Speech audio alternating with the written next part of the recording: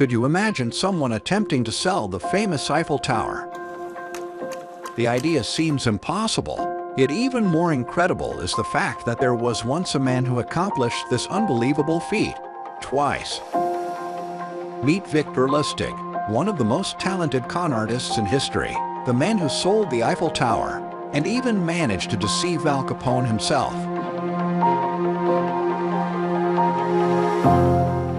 Our hero of the story was born in 1890 in Austro-Hungarian Empire. Lustig had the ability to deceive from a young age.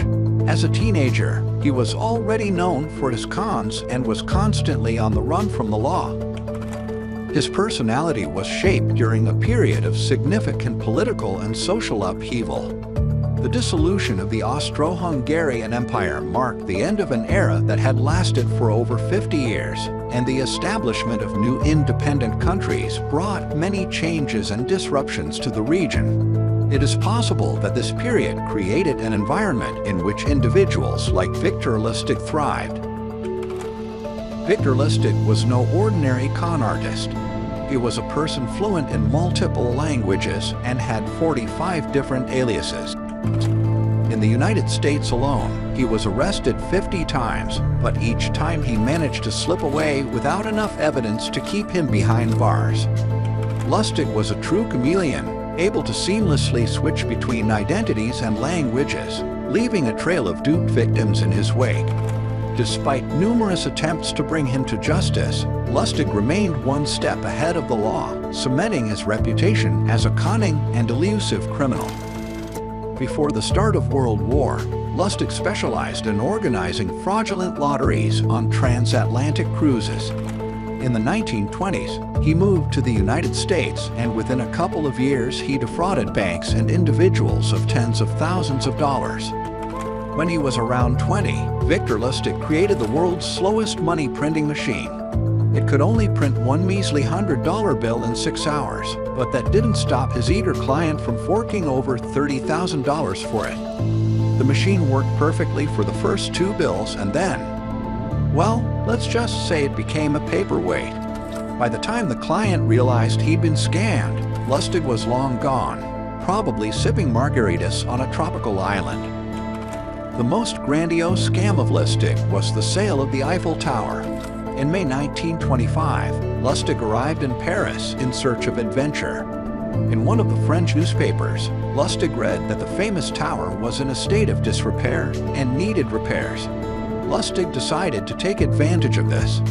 The scam artist made a fake power of attorney in which he named himself the deputy head of the Ministry of Post and Telegraph, and then sent official letters to 6 scrap metal dealers. Lustig invited the businessmen to an expensive hotel where he was staying and told them that since the expenses on the tower were unjustifiably large, the government had decided to dismantle it and sell it as scrap metal at a closed auction. So as not to cause public outrage, which had grown to love the tower, Lustig convinced the dealers to keep everything secret.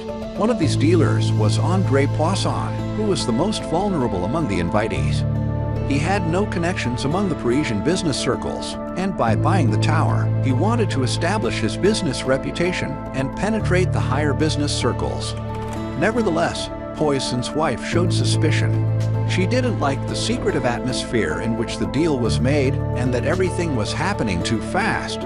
To lull her vigilance, Lustig organized another meeting where he confessed that even as a minister, he didn't have enough money to provide himself with the level of life he wanted.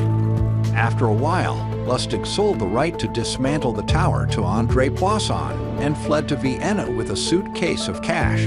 To his deepest surprise, no one was looking for him. The newspapers were not writing about the crime of the century, and his photos were not displayed on every street corner. Poisson, not wanting to look foolish, concealed the fact of the fraud. Thanks to this, sometime later Lustig returned to Paris and once again sold the tower under the same scheme. But this time he was unlucky, as the cheated businessman reported to the police. Lustig was forced to quickly flee to the United States. In the States, Victor Lustig convinced the gangster Al Capone to invest money in stocks. Al Capone gave him $50,000. Victor Lustig kept this money in a safe for 2 months and then returned it to Al Capone, claiming that the deal had failed. The gangster was impressed by the honesty of the con artist and gave him $5,000, which, of course, was part of Lustig's plan all along.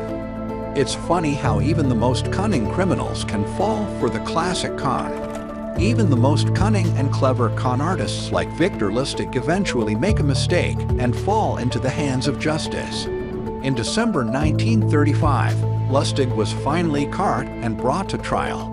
Despite his impressive resume as a master swindler, he received a sentence of 15 years in prison for counterfeiting dollars and an additional 5 years for his daring escape from another prison just a month before the verdict was pronounced.